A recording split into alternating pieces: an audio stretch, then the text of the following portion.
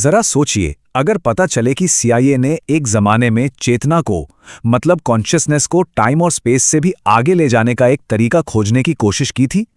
सुनने में तो ये बिल्कुल किसी साइंस फिक्शन फिल्म की कहानी लगती है, पर यह सच है।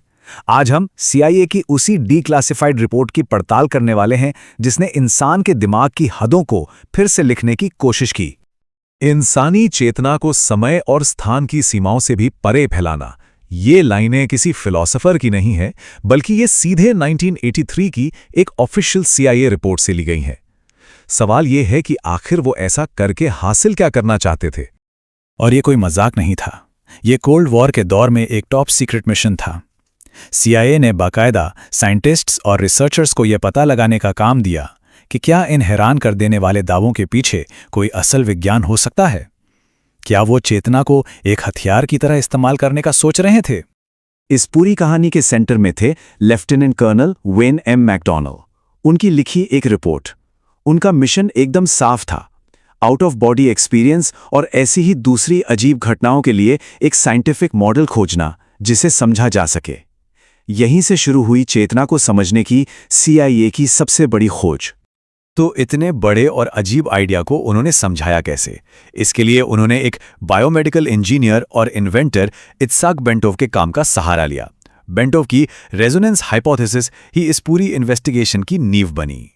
अच्छा, बेंटोव का आइडिया था तो बहुत सिंपल लेकिन गहरा। उन्होंने कहा कि हमारा शरीर और दिमाग एक रेजोनेंट ऑसिलेटर की तरह है। मतलब जैसे एक ट्यूनिंग फोक को बजाने पर उसके पास रखा दूसरा ट्यूनिंग फोक भी अपने आप वाइब्रेट करने लगता है ना? बेंटोव का मानना था कि हमारा दिमाग और शरीर भी ठीक इसी तरह एक साथ ट्यून हो सकते हैं, एक परफेक्ट तालमेल बना सकते हैं। तो बेंटोव के हिसाब से चेतना को शरीर से अलग करने के 3 स्टेप्स थे। पहला, उस सही रेजोनेंस को हासिल करना जहां पूरा शरीर और दिमाग एक ही धुन में वाइब्रेट कर रहे हों। इसके बाद ये वाइब्रेशंस दिमाग में एक स्टेबल एनर्जी वेव, एक स्टैंडिंग वेव बनाती है। और फिर आता है आखिरी स्टेप, आपकी चेतना, आपका कॉन्शियसनेस फिजिकल बॉडी से आजाद हो जाता है। और इस सब का असली मकसद, वो तो सीधा किसी साइंस फिक्शन नॉवल से निकला लगता है। मकसद ये था कि हमारी चेतना इस ब्रह्मांड में फैली एक यूनिवर्सल एनर्जी के साथ बातचीत कर सके। बेंटोव को लगता था कि एक बार आजाद होने के बाद चेतना यूनिवर्स के सारे ज्ञान तक पहुंच सकती है। ये एक बहुत बहुत बड़ा दावा था। तो ये तो था 1983 का पुराना नक्शा, लेकिन इतने सालों की न्यूरोसाइंस रिसर्च के बाद आज हमारे पास दिमाग का एक बिल्कुल अलग, एक नया नक्शा है। तो चलिए देखते हैं कि आज का विज्ञान चेतना के बारे में क्या कहता है। आज के दौर में ज्यादातर न्यूरोसाइंटिस्ट ये मानते हैं कि चेतना कोई बाहर की रहस्यमयी शक्ति नहीं है। ये तो हमारे दिमाग के अंदर खरबों न्यूरॉन्स के एक साथ काम करने से पैदा होती है।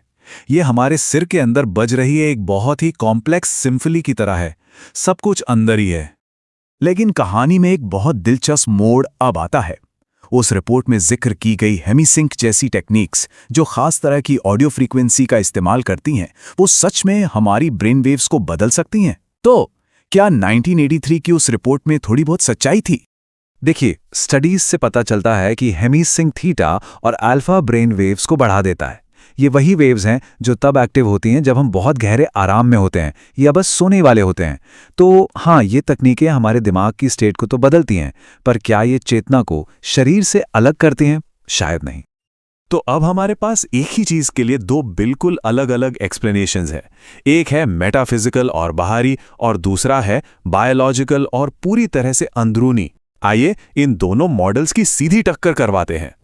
इसको ऐसे समझते हैं, एक तरफ है बेंटोव का मॉडल जो रेजोनेंट ऑसिलेशन की बात करता है, जिससे चेतना शरीर से अलग होकर एक बाहरी एनर्जी फील्ड में चली जाती है।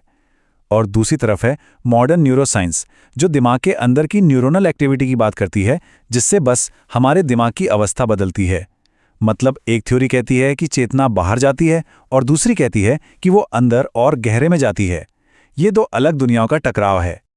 तो इन सब का मतलब क्या निकला? क्या 1983 की वो रिपोर्ट बस इतिहास का एक अजीब सा किस्सा है, या ये चेतना के बारे में कुछ गहरा बताती है? चलिए सारे टुकड़ों को जोड़कर देखते हैं। इसको कुछ इस तरह से सोच सकते हैं। 1983 की उस रिपोर्ट ने फिजिक्स और चेतना के बीच एक मेटाफोरिकल, एक काल्पनिक पुल बनाने की कोशिश की। वहीं आज विज्ञान हमें उसी इलाके का एक डिटेल्ड, नापा जा सकने वाला नक्शा दे रहा है। लेकिन सिर्फ उस हिस्से का जो हमारे अपने दिमाग के अंदर मौजूद है। तो खास बातें क्या हैं?